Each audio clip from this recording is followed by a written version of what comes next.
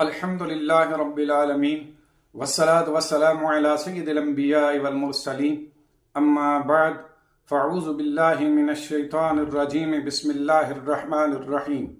حضرات محترم، حضرت موسیٰ علیہ السلام کا عصا جان تھا یا ثوبان تھا؟ آیات کے درمیان ایک تعارض کی تطبیق قائم کریں گے۔ چنانچہ آیت کریمہ میں اللہ رب العزت نے ارشاد فرمایا فَلَمَّا رَآهَا تَهْتَزُّ كَأَنَّهَا جان، کہ حضرت موسیٰ علیہ السلام کا عصا گویا کہ جان تھا۔ اور یاد رکھیے جان چھوٹے سانپ کو کہتے ہیں، جبکہ اس کے برعکس دوسری آیت کریمہ میں ارشاد ہوا كَأَنَّهَا ثَوْبان، گویا کہ حضرت موسیٰ علیہ السلام کا یہ عصا ثوبان تھا۔ اور یاد رکھیے ثوبان بڑے جسم والے سانپ کو کہتے ہیں، یعنی اژدہا کو کہتے ہیں۔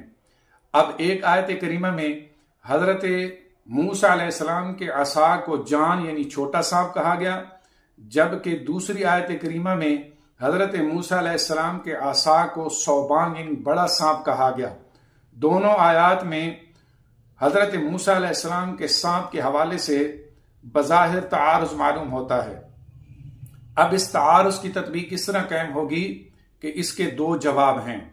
پہلا جواب یہ ہے کہ حضرت موسیٰ علیہ السلام جب اپنا عصا زمین پر ڈالتے تھے تو وہ ابتدا میں جان بن جاتا تھا، یعنی پہلے چھوٹا سانپ بن جاتا تھا اور اس کے بعد پھر ایسا ایسا وہ بڑے سانپ کی شکل اختیار کر لیتا تو وہ ثوبان بن جاتا تھا۔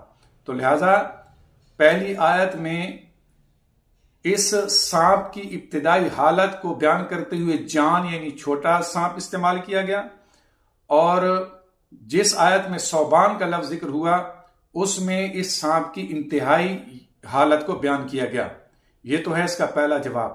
دوسرا جواب یہ ہے کہ اس سانپ کو جان اس وجہ سے کہا گیا کہ یہ انتہائی سریع الحرکت تھا، بہت تیزی سے حرکت کرتا تھا، تو صورت حرکت کے اعتبار سے اس کو جان یعنی چھوٹا سانپ کہا گیا، کیونکہ چھوٹا سانپ سریع الحرکت ہوتا ہے۔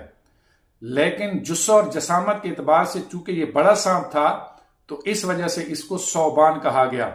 الغرض اس کی صورت حرکت کی وجہ سے اسے جان کہا گیا اور اس کے جسم اور جسامت کی وجہ سے اس کو ثوبان کہا گیا۔